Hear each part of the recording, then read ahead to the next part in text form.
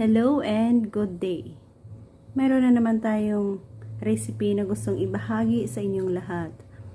A classic tinulang manok.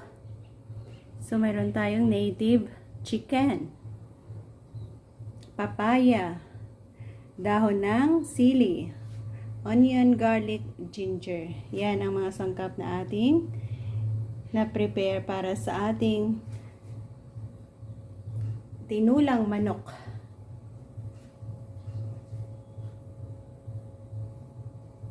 Hiwain natin ang ating papaya, ginger, garlic, at onion.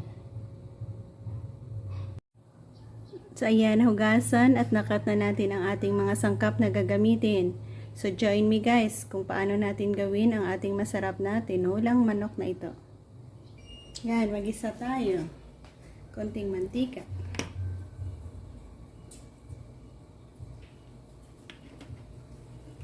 Isa natin ang ating ginger, garlic, onion.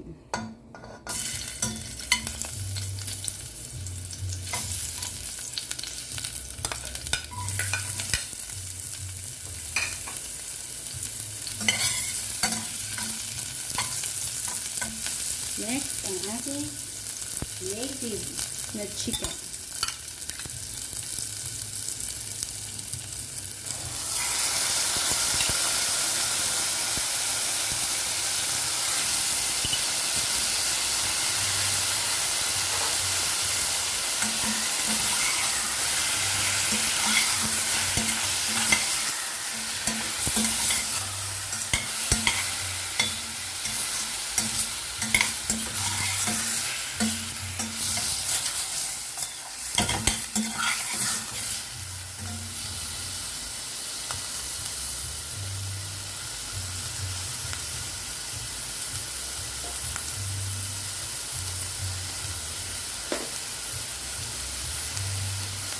Tagal muna natin. Hayaan dyan mag-gisa.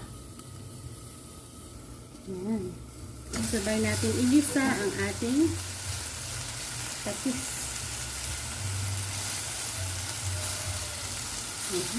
Patis ang ating ginamit dyan.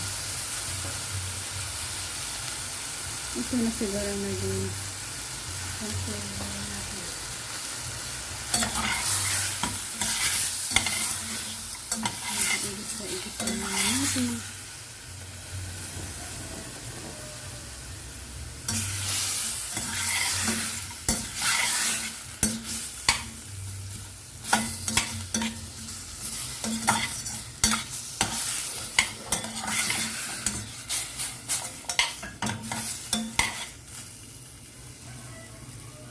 yan, hayaan muna natin ito mag-absorb ang ating nilagay na patis. Cover.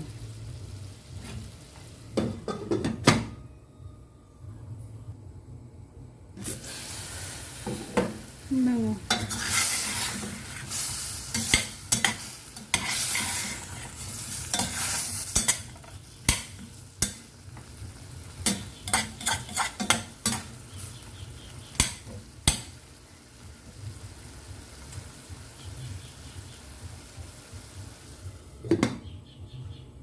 Yan, masilip natin ulit ang bango.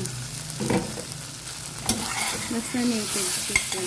Ayan, nag-dry na. Pwede na natin i-add ang tubig. Lagyan natin ng tubig hanggang sa lumambot. Yan ang process kung saan hindi natin malasahan ang lansa ng manok dahil na native chicken ang ating ginamit dyan. Isa natin hanggang sa tumuyo or magtuyo. Ayan. I-add na natin ang mainit na tubig.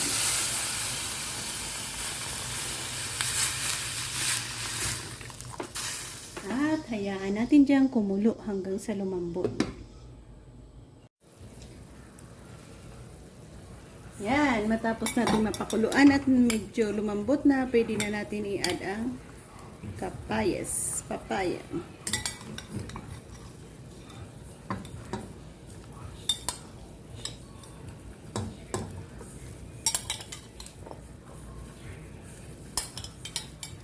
Yan, palambutin natin yan dyan. Pero medyo malambot na rin. Sobrang lambot na rin ako. Yan. Cover. Mag-add tayo ng konting asin. Konting asin lang dahil sa nalagyan natin kanina ng patis.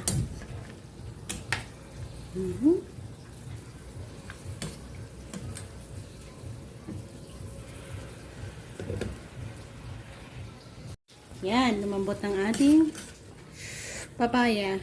Add natin ang last ingredients, ang ating gulay na sili. Yan.